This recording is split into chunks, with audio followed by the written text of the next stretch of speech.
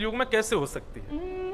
तब सूत जी महाराज इसका उत्तर देते हुए कहते हैं, कालव्याल मुखग्रास त्रास निर्णास हेतवे श्रीमद् भागवतम शास्त्रम कलौकीरेण भाषितम कलौकीरेण भाषितम। इस कलयुग में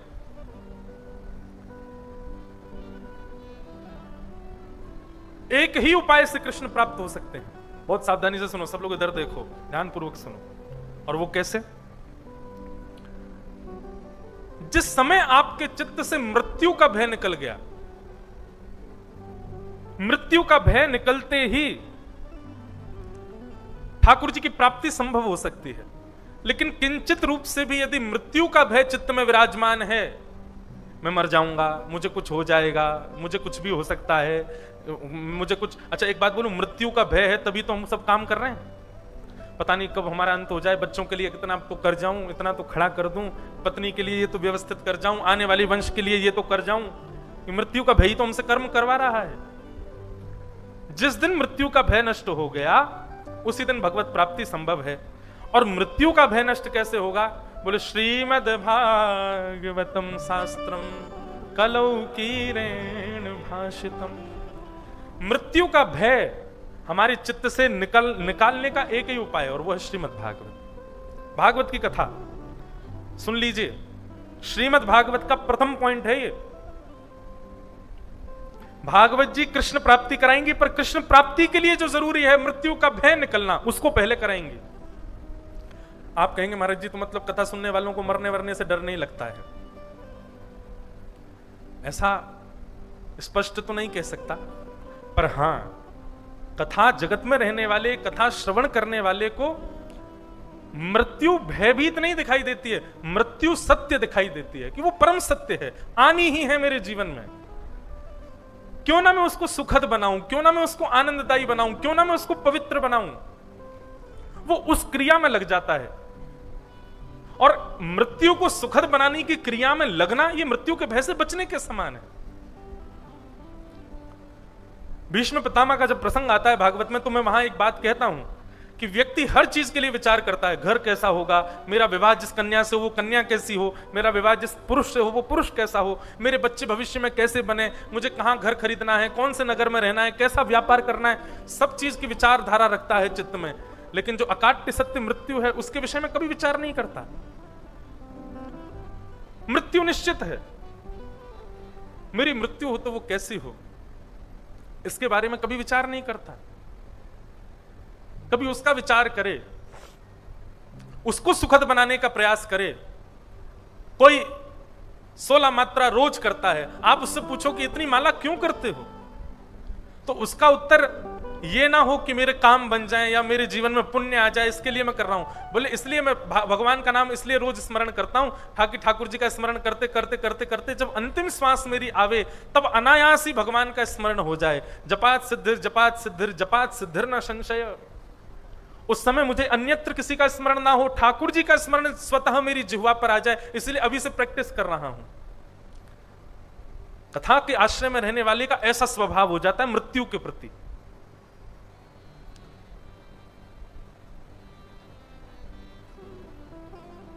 कहने के बाद भगवत प्राप्ति के लिए मृत्यु का भय निकलना बहुत आवश्यक है, और मृत्यु के भय से बचने के लिए श्रीमद् भागवत का आश्रय आवश्यक है। भागवत मृत्यु को भयभीत नहीं, मृत्यु को आनंददायी बना देती है।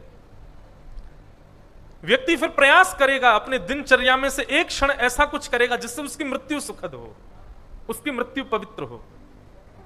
हमारे पूज्य नाना जी पंडित श्री कृष्णलाल शास्त्री जी, उनका प्रत्यक्ष देखा मैंने। नित्य भागवत जी का पाठ करते थे, नित्य गौशाला जाते थे, कथाओं में जो भी दक्षिणा मिलती थी चुपचाप बिना किसी को बताए कहीं पर जाकर के दे आते थे। पूज्य श्री डोंगरे जी महाराज, वो जितनी कथाओं की दक्षिणा मिलती उससे अन्य क्षेत्र प्रारंभ करवा देते थे। ये सब क्यों करते थे ऐसे वैष्णव जन? इससे ताकि उनका अंत सुखद हो।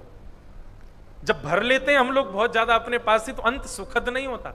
व्यवस्थित करते हुए चलते हैं, कहीं ना कहीं पर किसी ना किसी भाव में सुखद होती है। मृत्यु। हमारे पूज्य नाना जी जिस समय उनके भगवत धाम जाने का समय आया, बिल्कुल ठीक स्वस्थ थे, पर ठीक उससे एक दिन पहले अपने आप ही बता रहे थे कि जब मेरे प्राण जाएं तो क्या करना है। बोले यमुना जी का जल ले आना, उससे मेरे तन का स्नान करा देना, मेरे शालिग्राम भगवान जिनका जीवन भर मैंने सेवा की उनका अभिषेक करके मेरे मुख में जल डाल देना। ब्रज में जितने भी बड़े बड़े स्थान हैं जैसे नंदगांव, बरसाना, गोकुल, वृंदावन, सबकी रज ला करके मेरे तन पर लगा देना। मेरी जब मृत्यु हो तो उस समय पर कोई रुदन मत करना, सब लोग श्रीमद् भागवत जी में विद्यमान गोपी गीत का पाठ करना, गोपी गीत सुनाना। जब शव यात्रा जाए तो कोई भी एक व्यक्ति भागवत जी के श्लोक गा देना, गाते रहना। जब चिता में अग्नि दी जा रही हो तो भगवान का मधुर संकीर्तन, पहले ही बता रहे, सब लोग कह रहे आप ऐसा क्यों बोल रहे हो? बोले नहीं, मैं एक बात बता रहा हूं, कुछ समय का पता नहीं। और फिर अंत में बोले जब प्राण पूरा सब संस्कार हो जाए तो जो राख होती है ना उसको नदी में बहाते हैं, वो नदी में बहाना और बची हुई जो राख हो ना वो श्री गिरिराज जी की तलेटी में दे देना। मैं सदा गिरिराज जी के श्री चरणों में ही रहूं, ऐसी भावना। रात्रि में ऐसा उन्होंने कहा और प्रातः काल तो भगवत धाम प्रस्थान कर गए। मानो उनको पूर्व संकेत प्राप्त हो गया था। एक बात कहें आपको, कई लोगों के परिवार में ऐसा हुआ होगा कि किसी के बड़े बुजुर्ग को या जाने वाले को पूर्व संकेत मिल गया हो, और ये पूर्व संकेत मिलकर के उसको व्यवस्थित वही कर सकता है जिसने जीवन भर भागवत का आश्रय लिया होगा। संसारी व्यक्ति को तो पता ही नहीं लगने देते ठाकुर जी, बिना मिस कॉल दिया आ जाते यमराज जी। लेकिन जो बहुत व्यवस्थित रहता है, जिसका जीवन बहुत सुखद होता है, बहुत अच्छे से भागवतीय जीवन जो जीता है, ठाकुर जी उसको पूरा पूरा कॉल करते हैं, मैसेज भेज देते हैं, भाई तेरा इतने बज के इतने समय पर समय है, उससे पहले अपनी व्यवस्था कर ले। श्रीमद् भाग, मैं ऐसा नहीं कह रहा हूं कि आप कथा सुनने लगेंगे तो आपको यमराज जी पहले बता देंगे कल बेटा तुझे जाना है, ऐसा नहीं। पर आप कथा के आश्रय में रहेंगे तो आप मृत्यु से भागेंगे नहीं, मृत्यु का भय नहीं होगा, आप स्वच्छंद विचरण करेंगे, आप प्रतीक्षा करेंगे मृत्यु की। आप कहोगे महाराज जी प्रतीक्षा करेंगे मतलब? प्रतीक्षा करेंगे मतलब कथा सुनने वाला व्यक्ति जो होता है ना, 7 दिन कथा सुनने से उसका मानो जैसे विवाह हो गया ठाकुर जी के साथ में। आज प्रथम दिन एक फेरा हो गया आप सबका, कल के अगला जो व्यक्ति होता है ना, और देखो सुनने वाले तो 1000 होते हैं, पर कथा जिसको चुन लेती है, ये विशेष बात है। हजारों लोग कथा में बैठे हैं, सबका जीवन परिवर्तित नहीं होता, उसी का होता है जिसको कथा चुन लेती है। अच्छा, ये प्रोसेस कैसे? आप चुनने से प्रारंभ करो, आप चुनो कथा को, आप सुनो कथा को, आप जीवन में उतारो कथा, तब भी प्रभाव नहीं होगा। बस ये करते रहो, करते करते एक दिन कथा आपको चुनेगी, और जिस दिन कथा आपको चुनेगी उस दिन से क्या हो जाएगा, ये पद जो श्री हनुमान प्रसाद पोद्दार जी ने गाया, ये इंप्लीमेंट होगा आपकी लाइफ में। फिर आपकी हर क्षण की क्रिया कैसी होगी कि मुझे पिया के देश जाना है तो मैं ऐसा करके जाऊं कि जो व्यवस्थित हो। अभी आप गलत खा ले रहे हो, अभी आप गलत पी रहे हो, किसी के साथ गलत कर रहे हो, क्योंकि आपको पिया के देश जाने की चिंता नहीं है। मीराबाई को चिंता हो गई थी, इसलिए अपना जीवन ऐसा कर दिया कि जिससे जाने से पहले व्यवस्थित हो जाए सब। श्री तुकाराम जी, नामदेव जी, जनाबाई, जनाबाई का तो भजन कैसा। लोग कहते हैं कि इतने बड़े ज्ञानी हैं कि महाराज भैंसा के ऊपर हाथ धर दें तो भैंसा वेद मंत्र बोलने लगता है। ये बात केवल सुनी गई है, देखी नहीं गई। पर नहीं, महाराष्ट्र की भूमि में हमारी श्री पंडरीनाथ जी के भक्तों ने करके भी दिखाया है। भैंसा तो फिर भी जीवित है, जनाबाई तो निर्जीव को छू देती है तो वो भजन करने लगता है।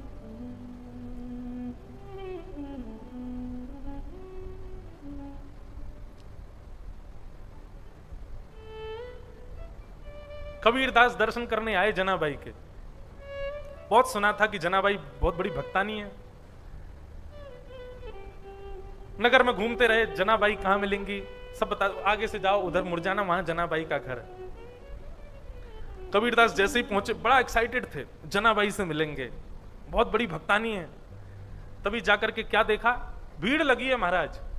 कबीरदास जी ने थोड़ी ऊंचाई सी अटारी सी पे चढ़ के देखा, 2 माताएं लड़ रही थी आपस में। कबीरदास जी ने पूछा ये क्यों लड़ रही हैं? अरे क्या बताएं, ऐसी कोई बात ही नहीं है। बोले क्या बात हो गई? बोले ऊपले, गोबर के ऊपले होते हैं ना, वो सुखाने के लिए छत पर रखे थे। अब छतों में पहले ऐसे हमारी आपके जैसे तो होता नहीं था, पहले छतें भी नहीं होती थी, पहले छत नहीं होती थी, पहले तो बस ऐसे खपरेल के घर बनते थे, बीच में आंगन होता था, तो दीवारों पे ही गोबर थाप देते थे। अब उसमें कोई ऐसे लाइन वाइन तो खिंची नहीं होती थी कि भाई यहां तक हमारे हैं, यहां से तेरे हैं। तो बेचारी कोई अपने ऊपले निकाल रही थी, उन ऊपलों में जनाबाई के ऊपले ले गई है, तो जनाबाई लड़ रही है मेरे ऊपले वापस कर। कबीरदास जी बोले तो फिर? बोले सामने वाली ऊपले दे भी रही है, लेकिन जनाबाई कह रही है ये मेरे ऊपले नहीं है, मेरे वाले दे। अब बोले ऊपलों में भी मेरा तेरा होता है क्या? गोबर का बना कंडा है, गोबर का बना ऊपला है, अरे अब इतने ऊपलों में मिल गए ऊपले, काहे को लड़ रही हैं?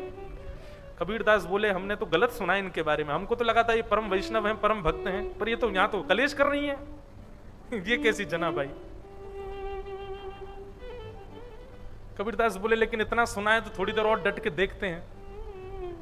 पंच ने आकर के कहा अरे भाई तुमने पूरा गांव अधर कर दिया, अरे 4 ऊपले तुम्हारे ले गई, ले जाओ ना इनको, ये 4 ऊपले दे तो रही है। बोले ये मेरे नहीं है, मेरे वाले दो। ऊपलों में कौन तेरा मेरा होता है, तुम्हारे इसके ले जाओ ना। बोले इसके नहीं चाहिए, मुझे अपने ऊपले दिखाओ, मैं खुद देखूंगी मेरे कौन से। गांव के लोग बोले क्या पागलपन चल रहा है पता नहीं, उसने लाके सारे ऊपले धर दिए, ढूंढो तुम्हारा कौन सा है। तो जनाबाई नीचे बैठ गई और एक ऊपला को उठावे कान से लगावे, ये तेरा है, ये भी तेरा है, हाँ ये मेरा है, अपने पास रख ले। गांव के लोग बोले ये क्या हो रहा है, ये कान से लगा लगा के क्या देख रहे? कबीरदास जी की भी थोड़ी इच्छा बढ़ी, मैं भी तो देखूं भाई कान से क्यों लगाए जा रहे हैं। सबने पूछा ए जनाबाई ये तुम कान से लगा लगा कैसे पता चल रहा है तुमको तुम्हारे कौन से? बोले तुम मेरे वाले और इसके वाले लगा के देखो कान से। उसके ऊपले उठा करके कान से लगा, बोले कुछ सुनाई दिया? बोले नहीं कुछ नहीं। बोले अब मेरे लगाओ। जनाबाई के हाथ से छुए ऊपले कान पर श्री पंडरीनाथ भगवान के। लेकिन आपको एक रहस्य बताऊं, इतनी भीड़, सबको पता है मंदिर छोटा है, स्थान वैसा ही है जाने का, हमको दर्शन नहीं होने वाला, फिर भी क्यों आते हैं लोग? बच्चों को ले लेकर के, अपने पूरे परिवार को ले लेकर के आते हैं। ऐसा मां प्रेम का शब्द है।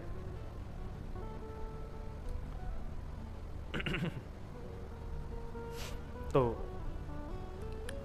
श्रीमद् भागवत, जब से भागवत जी की सन्निधि आप ग्रहण करते हो उसके बाद प्रत्येक क्षण आप ऐसा जीने लगते हो कि मुझे पिया के देश जाना है, इसलिए मैं व्यवस्थित जीवन जीऊं, मैं दूषित जीवन ना जीऊं, मैं ऐसा कुछ ना करूं जिससे पिया मुझको त्याग दे। पिया मतलब पंडरीनाथ, जिससे श्याम सुंदर मेरा त्याग कर दे, ऐसा मैं कुछ नहीं करूंगा। कथा सुनने का मूल अभिप्राय तो यही है कि हमको ठाकुर जी को रिझाना है, ठाकुर जी का प्रिय बनना है, और उनके प्रिय बनने के लिए जो जो उपाय व्यास जी बताएंगे हम सब पालन करेंगे।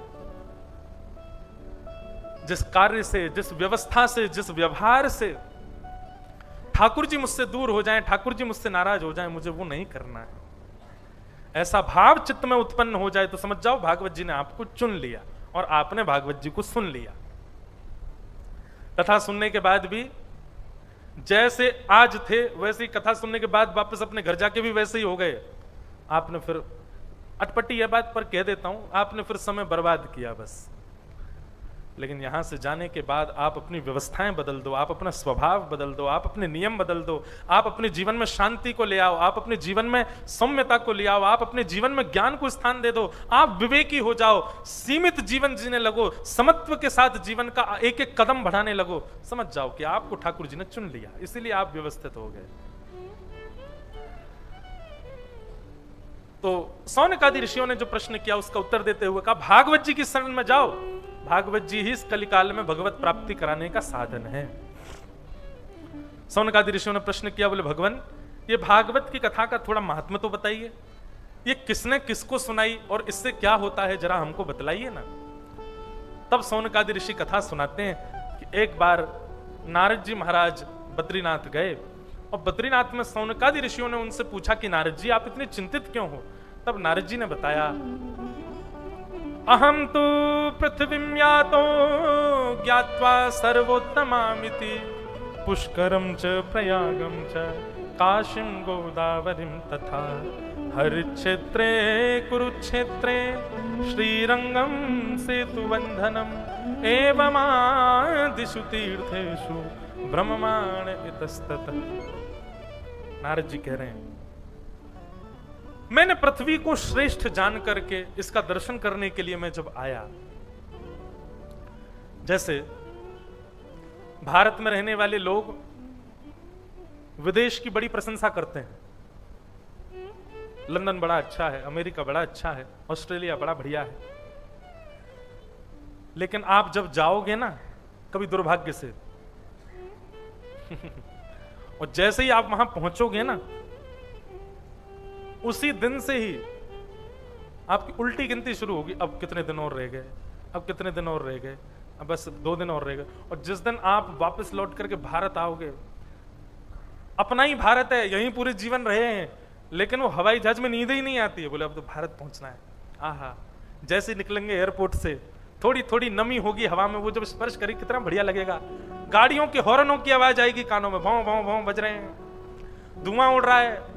कहाँ सीधी सीधी रेलगाड़ी चल रही थी अभी तक विदेशों में, अब गाड़ी कहीं से भी घुसा दो, कहीं भी उड़ा दो, कहीं भी लगा दो, कहीं भी बैठ जाओ, कहीं भी खा लो, कहीं भी। कितना स्वतंत्र है हमारा भारत। कहने का अभिप्राय, भारत में रहने वाले विदेश की बड़ी प्रशंसा करते हैं, और जब विदेश चले जाते हैं तो उनको पता चलता नहीं भारत ही बढ़िया था। लेकिन जैसे हम लोग स्वर्ग की प्रशंसा करते हैं, अन्य लोगों की प्रशंसा करते हैं, भागवत जी में वर्णन है, ऐसे ही स्वर्ग लोक के देवता भारत की बड़ी प्रशंसा करते हैं, पृथ्वी की बड़ी प्रशंसा करते हैं। बोले पृथ्वी कितनी बढ़िया है। अच्छा, क्या कह के प्रशंसा करते हैं पता है? ये इंसान कितने सौभाग्यशाली हैं। बोले क्यों? अरे इनको स्नान करने के लिए यमुना गंगा प्राप्त हुई है, हम देवताओं को प्राप्त नहीं है।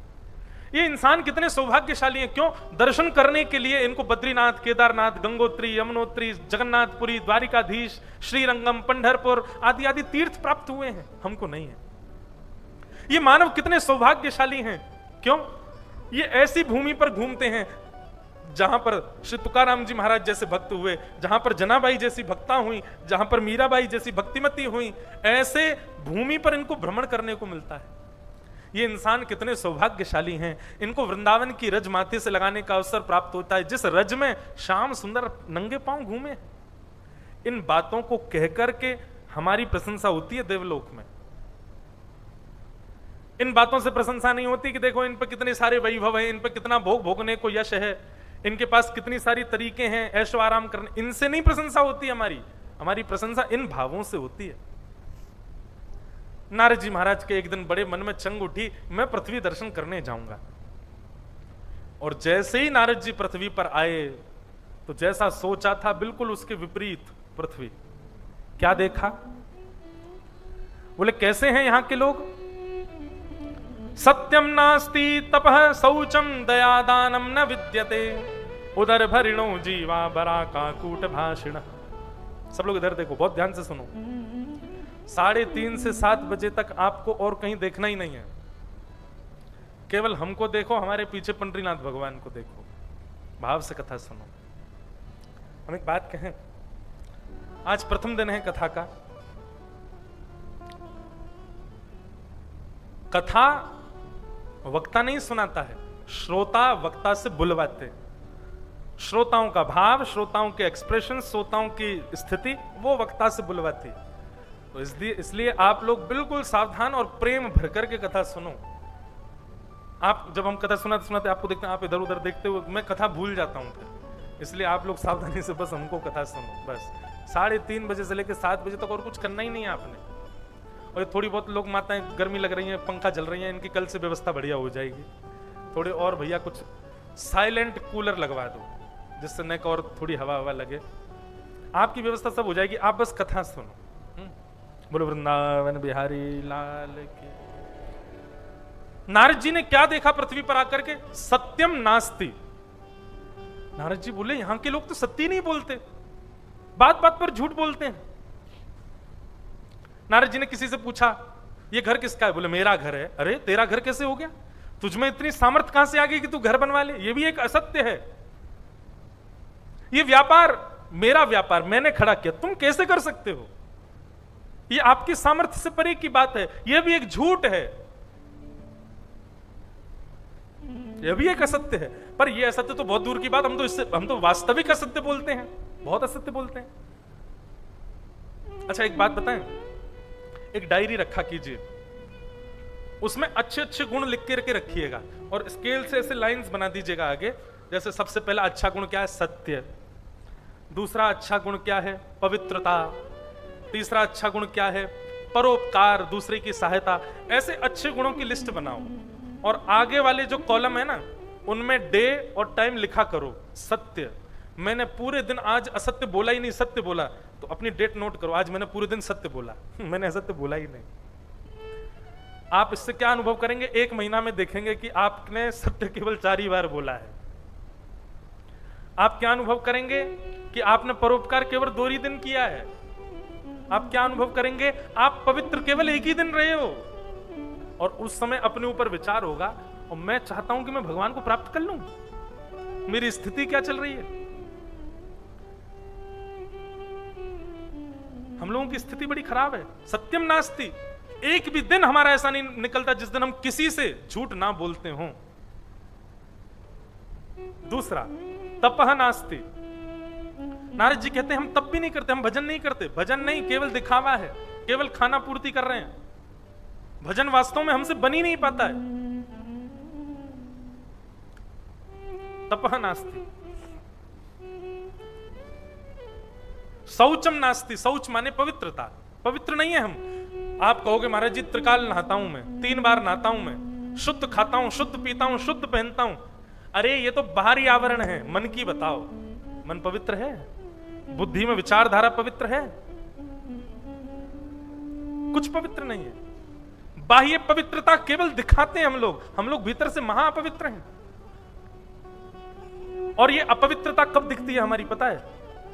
हम जिस कार्य को करते हैं, हमसे अच्छा करने वाला हमारे सामने आ जाए, तुरंत हमारी अपवित्रता दिखाई दे जाती है। हम उसमें 40 सब गुण देख लेते हैं उस समय। ये तो ऐसा है, ये तो वैसा है। क्यों? क्योंकि आप जो करते हो वही वो करता है, आपसे अच्छा कर रहा है। आपसे श्रेष्ठ जन दिखते ही आपके अंदर ईर्ष्या प्रकट हो जाती है। कहां गई आपकी पवित्रता? महापवित्र हैं हम लोग।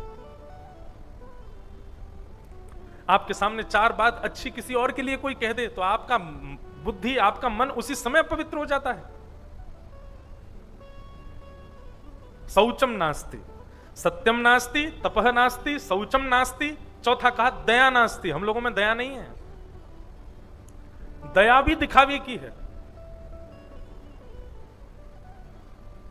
कैसी दया हमारे अंदर?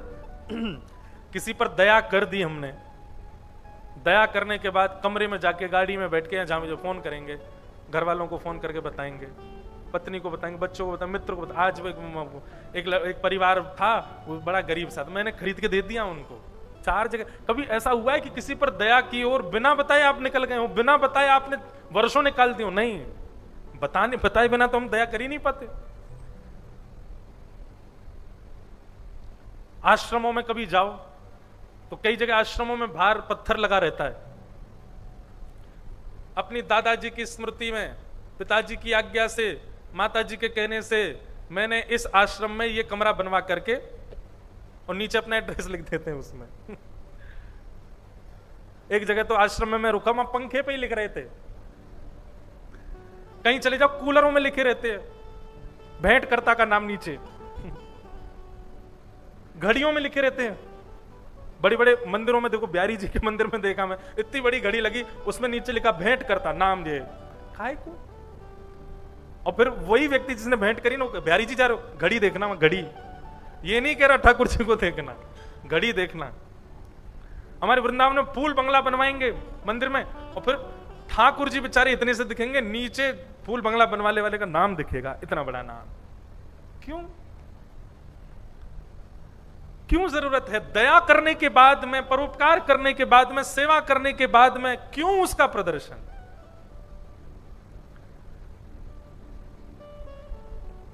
कई लोग मुझे ही पकड़ लेते हैं, बोले आप कथा का ही प्रदर्शन कर रहे हो, सब जगह दिखा रहे हो, देखो यहां कथा चल रही है ऐसे। अरे हमारी कथा कहने से या हमारी कोई सेवा करने से और उसको बताने से 4 लोगों के मन में करने का भाव आ जाए तो वो तो ठीक है ना। सत्यम नास्ति, तपह नास्ति, शौचम नास्ति, दया नास्ति, दया नहीं है। और दानम नास्ति, दान भी नहीं करते हम। सत्यम नास्ति, तपह शौचम, दया दानम न विद्यते। बोले हमारा उद्देश्य क्या है? नारद जी कहते हैं संसार में हर मानव का एक ही उद्देश्य है। और वो उद्देश्य क्या पता है? हमारा, मेरा, आपका, हम सबका एक ही उद्देश्य है। उदर भरिणो जीवा बकार कूट भाषण, केवल और केवल पेट भरना हमारा उद्देश्य है। हम कथा सुना रहे हैं, इसके पीछे भी कहीं ना कहीं सूक्ष्म उद्देश्य यही है कि कथा से हमारा घर भी चलेगा, हमारा तन भी चलेगा। आपका उद्देश्य भी यही है, सबका यही उद्देश्य है। हमारे मूल उद्देश्य में ठाकुर जी है ही नहीं। मूल उद्देश्य में केवल और केवल ये उदर भरना, पेट भरना। बच्चे को स्कूल में दाखिला करा दिया, बचपन से उसको तैयार करके भेज रहे हैं। अरे हमारे टाइम पे फिर भी अच्छा था, हमारे टाइम पे लेट जाते थे बच्चे स्कूल। अब तो 3 साल का, 3 साढ़े 3 साल के बच्चे स्कूल चले जाते हैं। क्या बोलते हैं उसको? Day care. डे केयर में जाता है 3.5 वर्ष का बालक। बहुत खतरनाक टाइम आ गया है। हमारे शास्त्र आज्ञा करते हैं लालयत 5 वर्षाणी, 5 वर्ष तक तो उस बालक को लाड़ प्यार में ही रखो, उसको कहीं मत भेजो। लेकिन आप लोग भी बाध्य नहीं हैं। मैंने एक माता पिता से तो मेरी बहस हुई, मैंने क्यों इतनी जल्दी भेजते हो? महाराज जी आप कह रहे हो 5 वर्ष तक घर रखो, फिर स्कूल में एडमिशन नहीं लेते बच्चों का। अगर नहीं भेजो तो क्या करें? जड़ ही खराब हो गई है तो फिर मंजिल को क्या दोष दें, इमारत को क्या दोष दें? लेकिन इतने से बालक को भी हमने विद्यालय भेजा, लाखों रुपए में एडमिशन कराया, फिर उसके बाद यूनिवर्सिटी भेजा, विदेश पढ़ने भेज दिया। उद्देश्य क्या था? जैसे हम उदर भरना सीख गए, ये भी सीख जाए। उदर भरिणो जीवा, उसको भी उदर भरने के लिए ही हम लोग प्रेरित कर रहे हैं। उदर भरे सोई पाठ पढ़ावें। तुलसीदास जी महाराज कहते हैं उदर भरने की शिक्षा सिखा रहे हैं हम उसको भी। तो हमारा उद्देश्य यही है, केवल पेट भरे हमारा। पाखंड निरता संतो विरक्ता स परिग्रह, तरुणी प्रभुता गे शाल को बुद्धिदायक। पाखंड निरता संतो, बोले भक्ति के नाम पर पाखंड बहुत हो गया है। अच्छा ये बात आज की नहीं है। नारद जी महाराज पृथ्वी पर कब आए होंगे? 5000 वर्ष पहले, जब कलयुग प्रारंभ हुआ तब की बात होगी है। तब भी नारद जी ने देख लिया कि भक्ति नहीं है केवल पाखंड लोगों के अंदर। पाखंड निरता संतो विरक्ता स परिग्रह, बोले केवल दिखाने के लिए विरक्त हो गए, दिखाने के लिए हो गए कि हाँ भाई हम तो आसक्त नहीं, हमने सब छोड़ छाड़ दिया, घर परिवार। लेकिन बस दिखावे में विरक्त हैं, अंदर से सब कुछ है।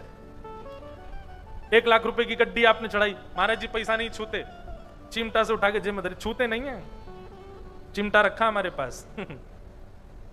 इतना शोर कहां से आ रहा भाई? सुबह से सोने नहीं दे रहे हैं, इतना शोर।